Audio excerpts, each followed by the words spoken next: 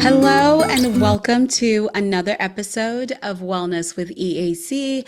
I'm Nicole Gwanzura and I have the privilege of being your host.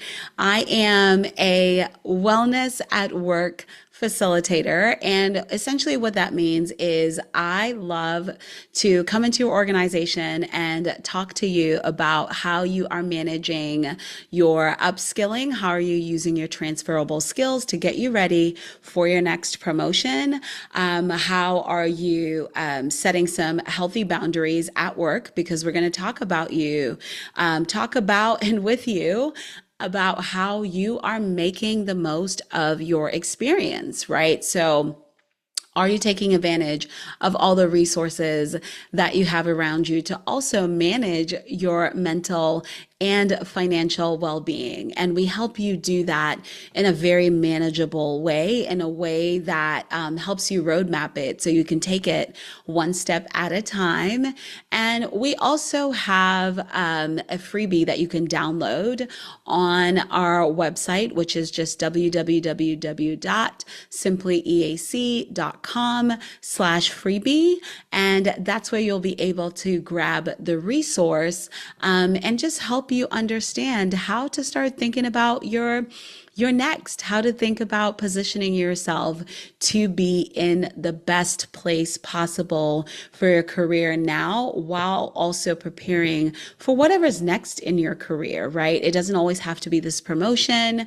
Some people are perfectly content in the space that they're in, but it could always be enhanced. Or some people are realizing, hey, you know what? Maybe this is not the environment for me, and it's time for me to facilitate a change. And I want to be a safe space for you to do that. And that's what part of the work that we do helps you do that. And when we're not doing that, we're also chatting on college campuses with students who are going to become early career professionals about those same conversations, and partnering with their career development offices, the student activities offices, student affairs offices on how are we helping students thrive and be their best, especially first generation, low income students who are coming from low support backgrounds. How are we helping them thrive? How are we helping the professionals who are responsible for all that programming be of great support to the students? So I really like to think of our work as the bridge in those conversations, either between college students on their journey to their next, or professionals on their journey to how they can find careers that they are thriving in, while also finding harmony, not necessarily balance, harmony in their mental and financial well-being. And today's episode, I really just wanted to chat a little bit about that, because if you don't know already, I'm hosting my first professional development conference with my company, Education Advancement Consulting, or EAC for short. And we have partnered with Amazon to bring you a safe space to chat about what your next is. How are you recognizing your transferable skills, and how are you going to utilize that real time in advocating for yourself at work and enhancing your experience at work? We've also partnered with Apple Federal Credit Union. And if you're in the Northern Virginia area, then you're very familiar with Apple. And we're talking about what financial literacy is and what it isn't as well, so you can better understand how to manage that. And then we have mental health advocates, as well as a physician who will be talking about just how your body responds in different situations, especially when it's related to your wellness at work. So that's just a little bit of a preview. We're also going to have a headshot power hour. So if you're looking for a new headshot to spruce up your look, that is what we're going to be doing on November 8th in Arlington, Virginia. Early bird tickets are selling out. There's about 2 more weeks.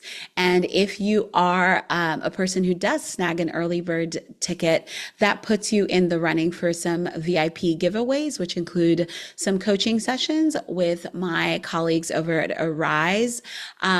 Or you are going to also get some career development session with me. I will be giving out some free sessions to connect with me one on one, which usually, if you're going to be connecting with me for a VIP day, costs anywhere from $1,500 going up. I will be giving away a 30-minute session for free just to help you start that conversation. And then we'll also have some wellness related gift cards that you'll be in the running for. And that's only if you're purchasing an early bird ticket. And if you do that sooner, but outside of that, I just want to talk about just the season of change. When, if you're watching me on YouTube, you know I've got a little flannel on, which I'm not usually a checkered pattern or flannel kind of girl, but I kind of like it. I have to admit, I kind of like it. Let me know what your favorite seasonal clothing is. But for me, I think you're going to catch me in a little more flannel this season. I'm usually someone who recycles the same clothes all year round and just layers or removes layers because I don't want to overcomplicate my clothes, and I love my clothes and want to wear them all year round. So when we're not doing that, there's also the change that comes with the season of life. The weather is starting to shift. The seasons are starting to shift, and we're coming into now the fourth quarter of the year. It's the final countdown until 2024. So all around until 2025, right? So all around you, you're seeing, 90 days until the end of the year. You're seeing all of these countdowns, and either it's going to incite some panic in your system, it's going to incite this rush of what have I done? What have I not done? What am I going to squeeze into? Maybe you're pulling out your 12-week year and trying to figure out, well, how can you start taking some actionable steps? You're pulling out good old atomic habits and trying to figure out, well, what are some of those habits I picked up in January that I need to refresh? And this past weekend, we hosted an event at my church where we did a prayer vision board. And this was a vision board exercise where the ladies just got together and we were just really committing our plans to the Lord for the rest of the year and really just asking Him to help us think through how the end of the year works, right? And we're really just looking at what our prayers are and what the vision is for the rest of the year for our families, for children if you have children, for if you're married, for your job, for your business, for your life group, all kinds of categories. And some people kept it really simple of either prayers that they're still waiting on, prayers that have been answered, and just a couple of basic categories so that every single day that they're waking up, they can be reminded of the vision in a very, very, in a just kind of very upfront way. And we were anchoring on Proverbs 16:3, which talks about committing your plans to the Lord. And also I was thinking of the passage in Psalms that really talks about delighting yourself in the Lord and He will grant you the desires of your heart. So as I'm looking at the seasons changing and the times changing, I'm really just believing that the year is not over yet and that some of the goals that I had in the beginning of the year, I had to go through some things. I had to go through some pruning, some shifts. I had to let some of those things go, honestly. I don't know. Can you relate to that? Did you have a goal that you had to let go at some point this year, even though you were really yearning for it? The direction in which I thought I was going this year shifted. If you had told me in January that I was going to be hosting a professional development conference in November, I probably would have laughed at you. And I probably mentioned this in the last episode, solo episode too. So I'm just curious, what are some of your goals as the seasons are changing? What things do you want to shift? What things do you want to remain? What does life harmony look like for you right now? Have you written down some of those goals? Have you thought about what the impact is of completing those goals? Have you thought about what the impact is of procrastinating on those goals? Have you thought about the impact on, I don't know, maybe just stepping aside all of the goals and just focusing on one? Is it focusing on your mental well-being? Is it focusing on just how your life looks in this season of life, right? There's some people who are affected by seasonal affective disorders. And if you are in the United States, the weather right now, we are coming into the fall weather. And this is the season right before the winter where it gets cold. I live in Virginia, so we don't get really terrible weather. It gets cold. We get all our seasons, but it's not so bad. But this season is a little more gloomy. It's a little bit chilly. And sometimes that tough for people. I have a friend who has a happy light, and that happy light lives on her desk, and it just illuminates this beautiful light that reminds her of daytime. And it really helps with seasonal affective disorder for her and keeps some of those challenges at bay. And if you can't afford one of those, Lowe's or Target, they do have daylight bulbs, and you can makeshift with your own lamp. Maybe swap out the bulb in your lamp above your desk, or just bring a tiny item of something, I don't know, that really just brings you joy. When you look at that sign in the background, for me, it just reminds me so much of sunshine. And I love that the sun is peeking out behind those mountains. And it just reminds me of so much goodness and the joy that comes every single morning. Or when I look at the flowers that are behind me, they're kind of hidden today, but I don't know if I've ever shared on the podcast that those flowers are actually, one, they're not real. They're fake. But it's a bouquet of flowers I had at the main table for our daughter's baby shower. And that baby is almost 7 now. So there's just this beauty in how they have just lasted so long. They remind me of the impending birth of my first child. And so they just bring beautiful memories, and now they work as a beautiful background. So all of this to say, I'm just cherishing the moments in this season of change, but also cherishing the moments of there's things that I was not expecting, mixing with things that are bringing new hope, maybe that have always been around, that I've not taken the time to be really grateful for. People in my life, I was talking to a really good friend yesterday, and she's my oldest friend. We've been friends since, goodness, we were probably 13 when I first moved to the United States. Shout out to Sid. And she'll actually be on my LinkedIn this week. We're going to do a LinkedIn live about career transitions. And I was just so grateful for the conversation, because she's someone I can always be vulnerable with, and she can do the same for me. And just, we were talking about the season of life that we're in right now. She's going through some career transitions. I'm going through a really big growth leap in my business. And we were just talking about embracing that, and also being really proud of who we are and what we're doing and who we're serving in this season of life, because these are things that we've prayed for, things that we've hoped for, but things that we've also really worked hard to achieve. So what is that thing that you are working on right now that you've been working hard on to achieve? And what is that thing that maybe you're ready to let go of?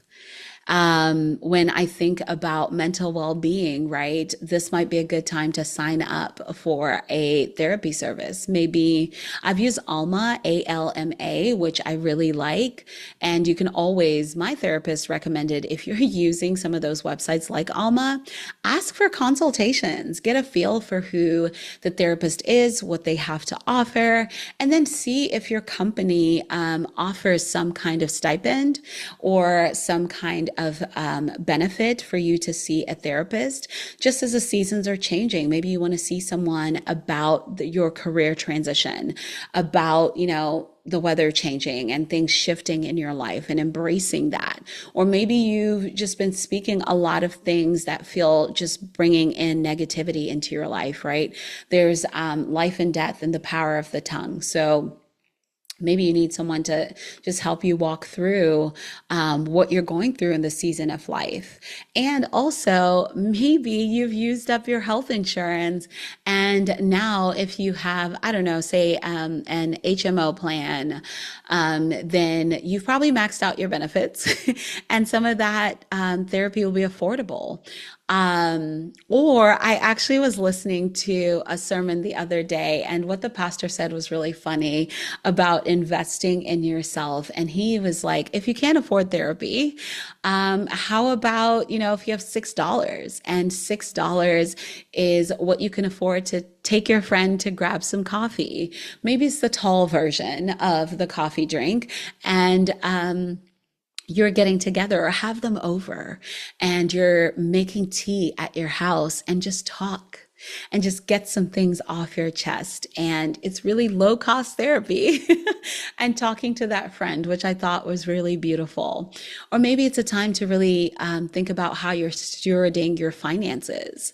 How are you budgeting? There's a really cool episode I was listening to by Anthony O'Neill, and the guest was talking about some of the tips around investing and what it takes to open up a brokerage account. And she was just really breaking down some of the barriers around why people don't necessarily invest, open things like brokerage accounts. And people are looking at very, very wealthy people, but not necessarily knowing how to navigate those spaces, or how to set yourself up or your children up for a really financially stable future, or having those conversations, especially amongst people of color. And I will link that episode because I learned a lot. And I finally decided to open a brokerage account as a result of that conversation. So shout out to Anthony O'Neill. He has no idea I even watched that, but the impact. And the woman, I believe her name is Ashley. And the woman, she just shared some real talk advice about that financial stewardship. So how are you stewarding your money? How are you preparing? There's lots of sales going on right now. And of course, Black Friday is going to be coming up, which I haven't been a part of in a long time, but might need to look at a good sale because y'all, my son got really upset about something the other day and threw something, I'm pretty sure it was my perfume, at my TV, my bedroom TV, which is now gone. So we may be replacing that. I don't know. So I'll be looking out for a good sale. And for any boy moms, how are you doing? Are you okay? Because these boys and throwing things, I don't understand it. But anyway, back to financial stewardship, right? Do you have to buy that thing right now? Do you have to buy it just because it's a Black Friday sale? Could you find it at a better deal? I like to add things to my Amazon cart or my wish list, and I just leave it there because eventually Amazon is going to tell me it's on sale. Eventually, Capital One Shopping is going to tell me this is the best deal it has been in 30 days, or, it's not going to get much better than this, and then I'll buy it. I did that with a chopper recently because I want to meal prep. So I chopped a bunch of vegetables. I'm prepping them ahead of time, frozen onions, frozen tomatoes. And then when you're just making soup or sauce, it's just so much easier to throw it in there. Game changer. But I was okay waiting a couple of weeks because I didn't need it immediately. I still had a knife and a cutting board. It was fine. But when I was told that, okay, this is the best deal, I'm going to get it for $18 or whatever it was with all the bells and whistles, I got it. So even with those kinds of decisions, maybe you need to start paying down some things, and that bill collector is calling. Are you really taking note of what you owe and how you need to manage that. Are you taking a look at maybe you're going to be celebrating in the holidays soon? Are you hosting Thanksgiving? Are there some ingredients that you can start buying now? Are those drinks on sale 4 for $10 and you can buy them? And if they're not expiring, put them in your cupboard instead of rushing at that time. So that's also part of financial stewardship. Are you shopping? I forgot about Aldi, and I've been shopping at Costco a lot, and it's costing us a lot of money.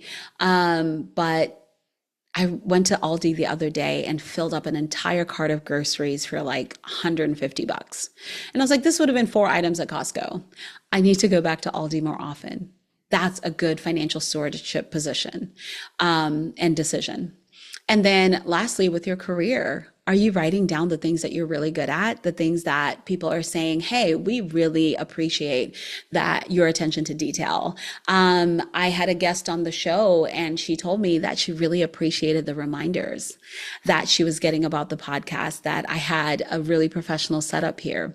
And it really boosted my mood because I don't always think about that, but I remember one day just getting really flustered because I kept forgetting to send out reminders.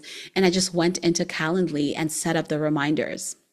So I don't think about it now, but those reminders are going out. People are setting up the reminders that they need.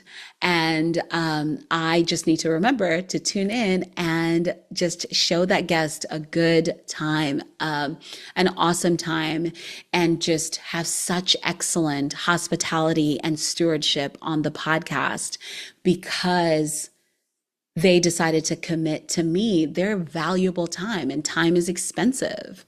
It is really, really expensive. So just looking at that preparedness, right? So what is someone shouting you out for? Are you writing that down? What is someone saying in an email? Do you have a folder that you're noting this? Do you have some kind of record keeping of that, which I think is just so, so valuable. So just some of those things, because when that position is ready or when that job is ready, then you're going to be ready to start talking about those transferable skills. You're going to be ready to add those to your resume. You're going to be ready to then just adapt that resume and have somebody take a look at it. There's AI these days, put in your resume that's already set and just see if it makes sense, right? Have somebody take a look at it, and see if they see alignment with that role. Are you adding that in? Are you able to now talk about the transferable skills, about your critical thinking skills? Are you able to talk about the technology you're using? Because most jobs just want to know that you have the capability, but honestly, on the real, they really want to be able to train you in what they're doing, but they just need to know your potential and capability. And even with that resume, is your resume ready? If you meet someone at a networking event, say you come to the conference on November 8th and you meet a recruiter in the room, are you going to be ready within 24 hours to send them back a resume? Think about that. So I just wanted to talk about the season of transition. Where are you? Did something I say resonate with you? Are you feeling encouraged, discouraged? Do you need some support in any kind of way? Share that. Feel free to email me if you have a question, or feel free to leave a comment, and I'm happy to respond. I take a look at all the comments, all the DMs, all the conversations that happen behind the scenes, because I really care about your well-being at work, but just in general, your well-being. So let me know what you think. I appreciate you tuning in. And until next Wednesday, I encourage you to take care and be well.